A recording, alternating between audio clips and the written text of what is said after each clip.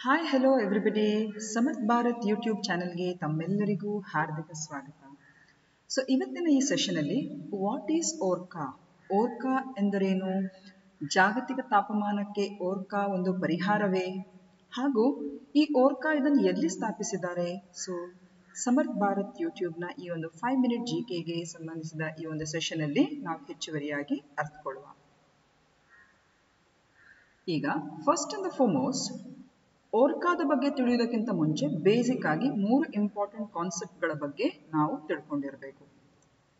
Okay, ಯಾವುದು ಅಂತ ಹೇಳಿದ್ರೆ, ಒಂದು ಗ್ಲೋಬಲ್ ವಾರ್ಮಿಂಗ್ ಅಥವಾ ಜಾಗತಿಕ ತಾಪಮಾನದ ಏರಿಕೆ, ಎರಡನೇದು ಗ್ರೀನ್ ಹೌಸ್ ಗ್ಯಾಸಸ್, ನಿಮಗೆಲ್ಲ ಗೊತ್ತಿದೆ ಹಸಿರು ಮನೆ ಅನಿಲಗಳಿಗೆ ಸಂಬಂಧಿಸಿದ ಆ ಅನಿಲಗಳು, ಹಾಗೂ ಕಾರ್ಬನ್ ಸೀಕ್ವೆಸ್ಟ್ರೇಷನ್ ಅಂತ ಹೇಳುವಂಥದ್ದು, ಇಂಗಾಲದ ಅಬ್ಸಾರ್ಪ್ಷನ್ ಅಥವಾ ಇಂಗಾಲವನ್ನು ವಶೀಕರಣ ಮಾಡುವಂಥದ್ದು. ಸೀಕ್ವೆಸ್ಟ್ರೇಷನ್ ಅಂತ ಹೇಳುವಂತಹ ಒಂದು ಪದಕ್ಕೆ ವಶೀಕರಣ ಅಂತ ಹೇಳುವಂತಹ ಒಂದು ಅರ್ಥದಲ್ಲಿ ಅದು ಬರ್ತದೆ.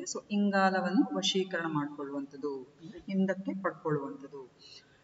ಆ ನಂತರ ನಾವು ಓರ್ಕಾ ಅಂದ್ರೆ ಏನು ಅಂತ ಹೇಳುವಂತಹ ಒಂದು ವಿಚಾರವನ್ನು ಕೂಡ ತಿಳ್ಕೊಂಡಿರುವ. ಈಗ first and foremost global warming ಅಂದ್ರೆ ಏನು, ಜಾಗತಿಕ ತಾಪಮಾನ ಏರಿಕೆ ಅಂದ್ರೆ ಏನು. ಬೇಸಿಕಲಿ ಈ ಒಂದು ಹವಾಮಾನ ಬದಲಾವಣೆಗೆ ಸಂಬಂಧಿಸಿದಾಗಿ ಇದೊಂದು ಜಾಗತಿಕವಾಗಿ ಎಲ್ಲರಿಗೂ ಕೂಡ ಸಮಸ್ಯೆಯನ್ನುಡ್ಡುವಂತಹ ಒಂದು ಸನ್ನಿವೇಶ, ಹಾಗೂ ಇದು ಏನನ್ನು ಸೂಚಿಸ್ತದೆ ಅಂತ ಹೇಳಿದ್ರೆ, ನಮ್ಮ ಭೂಮಿಯ ತಾಪಮಾನವು ಹೆಚ್ಚಾಗುವಿಕೆಯನ್ನು ಸೂಚಿಸುವಂಥದ್ದು. It refers to a long term rise of the planet's temperature. ವರ್ಷದಿಂದ ವರ್ಷಕ್ಕೆ ಅದು ಹೆಚ್ಚಾಗ್ತಾನೆ ಇದೆ. ಹಾಗಾಗಿ ಬಹಳಷ್ಟು ಅಂದ್ರೆ ಫಾರೆಸ್ಟ್ ಫೈರ್ಸ್ ಇರ್ಬೋದು, ಅರಣ್ಯ ಕಿಚ್ಚುಗಳಿರ್ಬೋದು, ಕಾಡ್ಗಿಚ್ಚುಗಳಿರ್ಬೋದು, ಅದೇ ರೀತಿ ಸಾಗರಗಳಲ್ಲಿ ಅದರ ಏರಿಕೆ ಇರ್ಬೋದು. ಇವೆಲ್ಲವೂ ಕೂಡ ಇದರಿಂದಾಗಿ ಉಂಟಾಗ್ತದೆ. ಆ್ಯಂಡ್ ಇಟ್ ಇಸ್ ಕಾಸ್. ಇದಕ್ಕೆ ಮೂಲ ಕಾರಣ, ಜಾಗತಿಕ ತಾಪಮಾನದ ಏರಿಕೆಗೆ ಪ್ರಮುಖವಾದ ಕಾರಣ ಯಾವುದು ಅಂತ ಹೇಳಿದ್ರೆ, ಈ ನಮ್ಮ ಹಸಿರು ಮನೆ ಅನಿಲಗಳು. ಕಾರ್ಬನ್ ಡೈಆಕ್ಸೈಡ್ ಇದರಲ್ಲಿ ಪ್ರಮುಖವಾದ ಅಂಶ ಆಗಿರ್ತದೆ. ಹಾಗಾಗಿ ಮಾನವ ಚಟುವಟಿಕೆಗಳು, ಕೈಗಾರಿಕೆಗಳಿರ್ಬೋದು, ವಾಹನಗಳಿರ್ಬೋದು, ಹೀಗೆ ನಾನಾ ನಮ್ಮ ಒಂದು ರೀತಿಯ ತಂತ್ರಜ್ಞಾನ ಹಾಗೂ ಸವಲತ್ತುಗಳಿಗೆ ಸಂಬಂಧಿಸಿದಾಗಿ ನಮ್ಮ ಒಂದು ಮಾನವ ಚಟುವಟಿಕೆಗಳಿಂದ ಹೊರಹೊಮ್ಮುವಂತ ಈ ಎಲ್ಲ ಒಂದು ರೀತಿಯ ಅನಿಲಗಳು ಏನಿದೆ, ಇದು ಈ ಒಂದು ಜಾಗತಿಕ ತಾಪಮಾನದ ಏರಿಕೆಗೆ ಅದು ಕಾರಣ ಆಗ್ತಾ ಇದೆ. ಜಾಗತಿಕ ತಾಪಮಾನದ ಏರಿಕೆಗೆ ಸಂಬಂಧಿಸಿದ ಹಾಗೆ ಈ ಒಂದು ಗ್ಲೋಬಲ್ ವಾರ್ಮಿಂಗ್ ಅಂದ್ರೆ ಅಥವಾ ಹಸಿರು ಮನೆ ಅನಿಲಗಳ ಬಗ್ಗೆ ತಿಳ್ಕೊಳ್ಳುವಂತ ಯತ್ನ ಮಾಡುವ. ನಿಮಗೆಲ್ಲ ಗೊತ್ತಿದೆ, ಆಗ್ಲೇ ನಾನು ಹೇಳಿದಾಗೆ ಜಾಗತಿಕ ತಾಪಮಾನದ ಏರಿಕೆಗೆ ಹಾಗೂ ಹಸಿರು ಮನೆ ಅನಿಲಗಳು ಕಾರಣ ಆಗಿವೆ.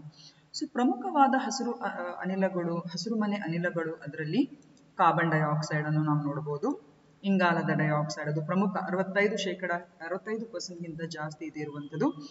ಅದೇ ರೀತಿ ಮೀಥೇನ್ CH4 ಇದು ಕೂಡ, ಅದೇ ರೀತಿ ನೈಟ್ರಸ್ ಆಕ್ಸೈಡ್,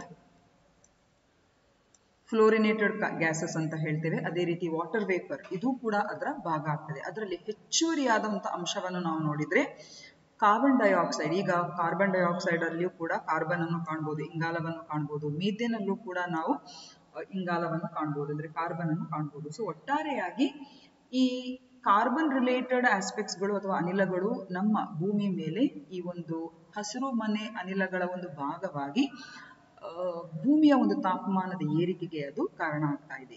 ಹೇಗೆ ಏರಿಕೆ ಆಗ್ತಾ ಇದೆ ಅಂತ ಹೇಳಿದ್ರೆ, ನೀವು ಗೊತ್ತಿರುವ ಹಾಗೆ ಸೂರ್ಯನಿಂದ ಬರುವಂತ ಬೆಳಕು ಮತ್ತು ಶಾಖ ಅದು ಭೂಮಿಯ ಮೇಲೆ ಬಿದ್ದು ಆ ನಂತರ ಎಷ್ಟೋ ಭಾಗಗಳದು ವಾಪಸ್ ಪ್ರತಿಫಲಿಸ್ತದೆ. It reflects back in to space.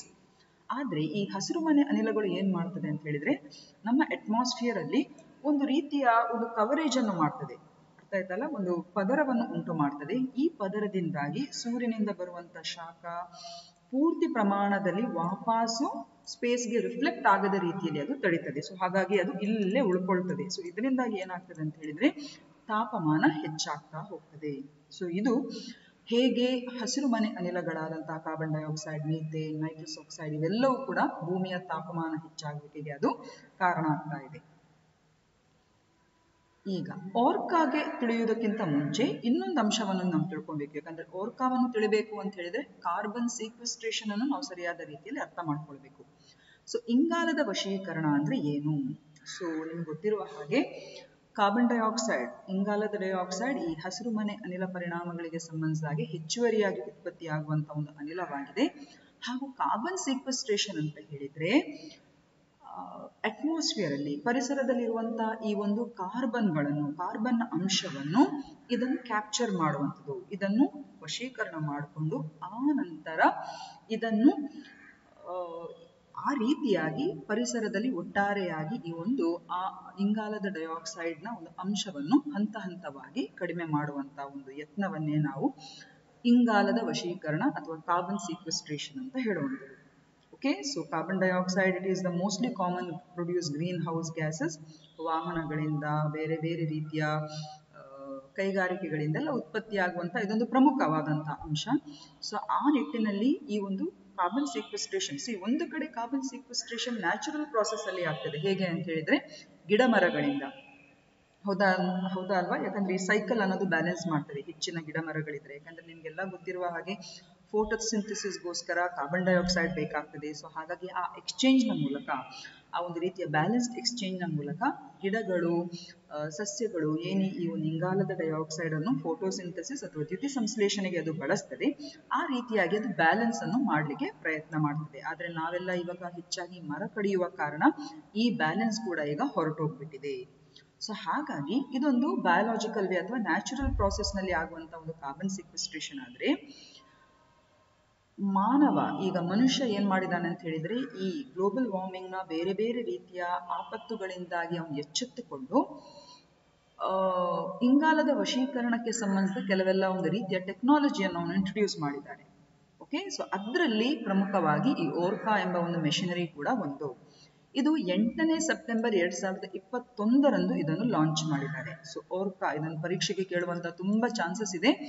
8 September 2021 ಓರ್ಕಾ ಅಂತ ಹೇಳುವಂತ ಒಂದು ಟೆಕ್ನಾಲಜಿ ಬೇಸ್ಡ್ ಮೆಷಿನರಿಯನ್ನು ಐಸ್ಲ್ಯಾಂಡ್ ಅಲ್ಲಿ ಅದನ್ನು ಸ್ಥಾಪಿಸಿದ್ದಾರೆ. ಓಕೆ, ಐಸ್ಲ್ಯಾಂಡ್ ಅಂತ ಹೇಳುವಂತಹ ದೇಶದಲ್ಲಿ ಅದನ್ನು ಸ್ಥಾಪಿಸಿದ್ದಾರೆ. So Orca is the world's first and the largest climate positive direct air capture and storage plant. ಅಂದ್ರೆ ಇದು ಪರಿಸರದಲ್ಲಿರುವಂತಹ ಈ ಒಂದು ಏರ್ ವಾಯು ಅನ್ನೋದು ಅದು ವಶಕ್ಕೆ ತೆಗೆದುಕೊಂಡು ಅದರಲ್ಲಿದ್ದಂತಹ ಈ ಕಾರ್ಬನ್ ಅಂಶಗಳನ್ನು ಡೀಪ್ ಆಗಿ ಭೂಮಿಯ ಒಳಗೆ ಅದನ್ನು ಸೇರ್ಪಡೆಗೊಳಿಸಿದೆ. ಸೊ ಅದು ಹೇಗೆ ಅಂತ ಹೇಳಿ ನಾವು ಮುಂದಿನ ಸ್ಲೈಡ್ ಅಲ್ಲಿ ನೋಡ್ಕೊಂಡ್ಬಿಡುವ. ಸೊ ಕಾರ್ಬನ್ ಸೀಕ್ವೆಸ್ಟ್ರೇಷನ್ ಅಂದ್ರೆ ನಿಮ್ಗೆ ಗೊತ್ತಾಯ್ತಲ್ಲ, ಪರಿಸರದಲ್ಲಿರುವಂತಹ ಇಂಗಾಲದ ಅನಿಲಗಳನ್ನು ವಶೀಕರಣ ಮಾಡಿಕೊಳ್ಳುವಂಥದ್ದು. ಪ್ರಮುಖವಾಗಿ ಇದರಲ್ಲಿ ಕಾರ್ಬನ್ ಡೈಆಕ್ಸೈಡ್ ಅಥವಾ ಇಂಗಾಲದ ಡೈಆಕ್ಸೈಡ್. ಸೊ ಓರ್ಕಾ ಅಂತ ಹೇಳಿದ್ರೆ ಇದು ವಿಶ್ವದಲ್ಲೇ ಪ್ರಥಮವಾಗಿರುವಂತಹ ಈ ರೀತಿಯ ಏರ್ ಕ್ಯಾಪ್ಚರ್ ಮತ್ತು storage plant pertaining to carbon sequestration. ಈಗ ಈ ಓರ್ಕಾ ಅಂತ ಹೇಳುವಂತ ಈ ಮೆಷಿನರಿ ಹೇಗೆ ಕೆಲಸ ಮಾಡ್ತದೆ? ಸೊ ಇಲ್ಲಿ ಇನ್ನೊಂದು ವಿಷಯ ಏನು ಅಂತ ಹೇಳಿದ್ರೆ, world's biggest machine capturing carbon from air that is turned on in Iceland. So Iceland ಅಲ್ಲಿ ಈಗಾಗಲೇ ಅದು ಕಾರ್ಯಾಚರಣೆಗೆ ಶುರು ಮಾಡಿದೆ. ಹಾಗೂ ಇದು ವಿಶ್ವದ ಅತ್ಯಂತ ದೊಡ್ಡ ಮೆಷಿನ್, ಕಾರ್ಬನ್ ಅನ್ನು ಕ್ಯಾಪ್ಚರ್ ಮಾಡುವಂತ ಒಂದು ಮೆಷಿನ್. ಓಕೆ, ಅಥವಾ ಕಾರ್ಬನ್ ಸೀಕ್ವೆಸ್ಟ್ರೇಷನ್ಗೆ ಸಂಬಂಧಿಸಿದ ಒಂದು ಮೆಷಿನ್ ಅಂತ ಕೂಡ ಹೇಳ್ಬೋದು. ಸೊ ಇಲ್ಲಿ ನಾವು ನೋಡ್ಬೋದು, ಇದು 8ನೇ ಸೆಪ್ಟೆಂಬರ್ 2021 ಇದನ್ನು ಲಾಂಚ್ ಮಾಡಿದ್ದಾರೆ. ಹಾಗೂ ಇದು ಐಸ್ಲ್ಯಾಂಡ್ ನಲ್ಲಿ ಇರುವಂತಹ ಒಂದು ವಿಶಿಷ್ಟವಾಗಿರುವಂತಹ ಒಂದು ಮೆಷಿನರಿ. ಅದರ ಆಪರೇಟರ್ಸ್ ಏನ್ ಹೇಳ್ತಾರೆ ಅಂತ ಹೇಳಿದ್ರೆ, ಈ ಓರ್ಕಾ ಮೆಷಿನರಿ ಅಥವಾ ಪ್ಲಾಂಟ್ ಇಂದಾಗಿ ಸರಿಸುಮಾರು 4000 ಟನ್ ಇಂಗಾಲದ ಡೈಆಕ್ಸೈಡ್ ಅನ್ನು ಪ್ರತಿ ವರ್ಷ ಅದು ಹೀರಿಕೊಂಡು, ಈ ಹೀರಿಕೊಂಡಂತ ಇಂಗಾಲದ ಡೈಆಕ್ಸೈಡ್ ಅನ್ನು ಡೀಪ್ ಆಗಿ ಅಂದ್ರೆ ಭೂಮಿಯ ಒಳಗಡೆ ಅದನ್ನು ಸೇರ್ಪಡೆಗೊಳಿಸಿ ಅದು ಮತ್ತೆ ಕಾಲದಿಂದ ಕಾಲಕ್ಕೆ ಅದು ಆನಂತರ ಮಿನರಲೈಸ್ ಆಗುವಂಥದ್ದು. ನಿಮ್ಗೆ ಗೊತ್ತಿರುವ ಹಾಗೆ ಡೈಮಂಡ್ ಇರ್ಬೋದು, ಪೆಟ್ರೋಲಿಯಂ ಇರ್ಬೋದು, ಎಲ್ಲದರಲ್ಲೂ ಕೂಡ ಕಾರ್ಬನ್ ಅಂಶ ಇದೆ, ಹೌದಾ ಅಲ್ವಾ? ಸೊ ಹೀಗಾಗಿ ಪರಿಸರದಲ್ಲಿರುವಂತಹ ಈ ಕಾರ್ಬನ್ ಡೈಆಕ್ಸೈಡ್ ಅನ್ನು ಡೀಪ್ ಆಗಿರುವಂತಹ ಈ ರೀತಿಯ ಒಂದು ಗ್ರೌಂಡಿಗೆ ಅದನ್ನು ಇಂಜೆಕ್ಟ್ ಮಾಡಿ ಆ ನಂತರ ಅದು ಅಲ್ಲಿ ಅವರು ಸೇರ್ಪಡೆಗೊಳ್ಳುವುದು. ಆ ನಂತರ ಅದು ಸಹಸ್ರಾರು ವರ್ಷಗಳ ನಂತರ that will undergo mineralisation process.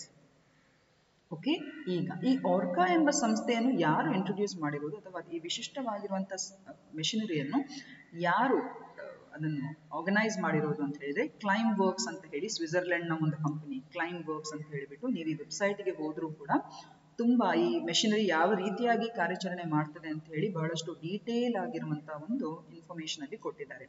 ಹಾಗೂ ಐಸ್ಲ್ಯಾಂಡ್ ನ ಕಾರ್ಬ್ ಫಿಕ್ಸ್ ಅಂತ ಹೇಳುವಂತ 2 ಕಂಪನಿಗಳ ಸಂಯೋಜನೆಯಲ್ಲಿ ಈ ಒಂದು ವಿಶಿಷ್ಟವಾಗಿರುವಂತಹ ಓರ್ಕಾ ಅಂತ ಹೇಳುವಂತ ಒಂದು ಕಾರ್ಬನ್ ಕ್ಯಾಪ್ಚರಿಂಗ್ ಮೆಷಿನರಿಯನ್ನು ಅವರು ಲಾಂಚ್ ಮಾಡಿದ್ದಾರೆ, which is in Iceland. So ಇದಕ್ಕೆ ಈ ಮೆಷಿನರಿ ಅಥವಾ ಪ್ಲಾಂಟಿಗೆ ಆರ್ಕಾ ಅಂತ ಹೇಳಿ ಯಾಕೆ ಹೆಸರಿಟ್ಟಿದ್ದಾರೆ ಅಂತ ಹೇಳಿದ್ರೆ, ಐಸ್ಲ್ಯಾಂಡಿಕ್ ಭಾಷೆಯಲ್ಲಿ ಆರ್ಕಾ ಅಂತ ಹೇಳಿದ್ರೆ ಅದು ಶಕ್ತಿಯನ್ನು ಸೂಚಿಸುವಂಥದ್ದು. Is it clear? ಯಾಕಂದ್ರೆ ಇಲ್ಲಿ ಪರಿಸರದಲ್ಲಿರುವಂಥ ಈ ಅನಿಲಗಳನ್ನು ವಾಪಸ್ ಏನು ಭೂಮಿಗೆ ಕಳಿಸಿ ಆ ನಂತರ ಅದು ಒಂದು ಮಿನರಲೈಸ್ ಮೂಲಕ ಅದು ಆ ಒಂದು ಪ್ರಾಸೆಸ್ಗೆ ಸಂಬಂಧಿಸಿದಾಗೆ ಶಕ್ತಿ ಅಂತ ಹೇಳುವಂತ ಒಂದು ಹೆಸರಿನಲ್ಲಿ ಆ ಪ್ಲಾಂಟ್ಗೆ ಹೆಸರನ್ನು ಇಟ್ಟಿದ್ದಾರೆ. ಈಗ ಇಲ್ಲಿ ಕೂಡ ನಾವು ನೋಡಬಹುದು, ಇಲ್ಲಿ ಹೆಚ್ಚುವರಿಯಾಗಿ the carbon dioxide is then mixed with water before being injected at a depth of 1000 meters into the nearby basalt rock where it is mineralized. So ಆಗ್ಲೇ ಹೇಳಿದಾಗೆ ಪರಿಸರದಲ್ಲಿರುವಂತ ಈ ಮೆಷಿನರಿ ಏನ್ ಮಾಡ್ತದೆ ಅಂತ ಹೇಳಿದ್ರೆ, ಇಂಗಾಲದ ಡೈಆಕ್ಸೈಡ್ ಅನ್ನೋದು ಹೀರ್ಕೊಂಡು ಆ ನಂತರ ಸರಿಸುಮಾರು 1000 ಮೀಟರ್ ಡೆಪ್ತ್ ಕೆಳಗಡೆ ಅದನ್ನು ಡ್ರಿಲ್ ಮಾಡ್ತಾರೆ ಅಥವಾ ಅದನ್ನು ಅಲ್ಲಿ ಹೋಗಿ ಇಂಜೆಕ್ಟ್ ಮಾಡ್ತಾರೆ, ಯಾಕಂದ್ರೆ ಅದು ಅನಿಲ. ಆ ನಂತರ ಅಲ್ಲಿ ಬೆಸಾಲ್ಟ್ ರಾಕ್ ಶಿಲೆಗಳ ಒಂದು ಸಂಯೋಜನೆಯೊಂದಿಗೆ ಇದು ಆ ನಂತರ ಮಿನರಲೈಸ್ ಆಗುವಂಥದ್ದು, ಅಂದ್ರೆ ಖನಿಜಗಳ ರೂಪವನ್ನು ಅದು ಹಂತ ಹಂತವಾಗಿ ಪಡ್ಕೊಂಡು ಹೋಗುವಂಥದ್ದು. ಇದು ಒಂದೆರಡು ದಿವಸಗಳ ಮಾತಲ್ಲ ಮಿನರಲೈಸೇಷನ್ ಆಗುವಂತ ಪ್ರಾಸೆಸ್, ಇದು ಸಹಸ್ರಾರು ವರ್ಷಗಳೇ ಇದು ತಗೊಳ್ತದೆ.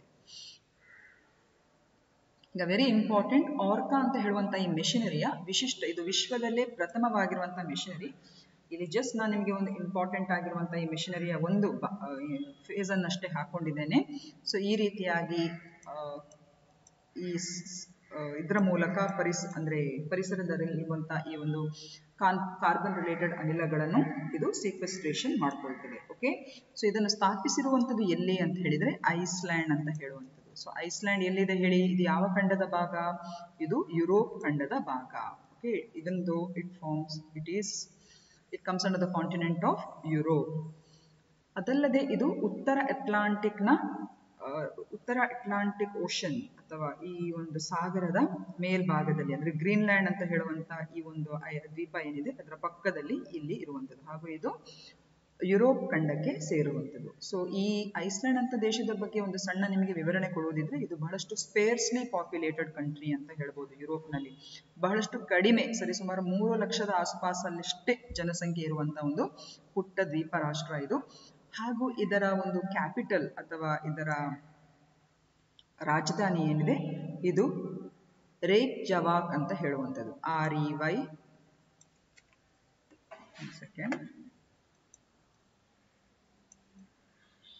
REYKJAVAK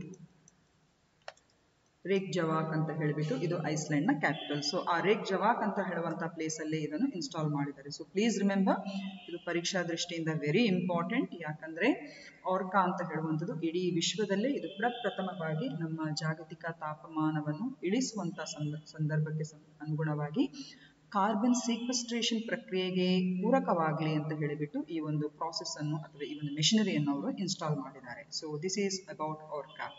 ಸೊ ಇಷ್ಟು ಹೇಳ್ತಾ I think so it is time to end this session. So ನಿಮಗೆ ಸೆಷನ್ ಇಷ್ಟ ಆದರೆ ಲೈಕ್ ಮಾಡಿ, ಅದೇ ರೀತಿ ಇನ್ಫಾರ್ಮೇಷನ್ ಅನ್ನು ಇತರರಿಗೂ ಶೇರ್ ಮಾಡಿ, ಹೊಸಬರಾದರೆ ಚಾನಲ್ಗೆ ಸಬ್ಸ್ಕ್ರೈಬ್ ಮಾಡಿ ಅಂತ ಹೇಳ್ತಾ I will end this session. Have A nice day, take care.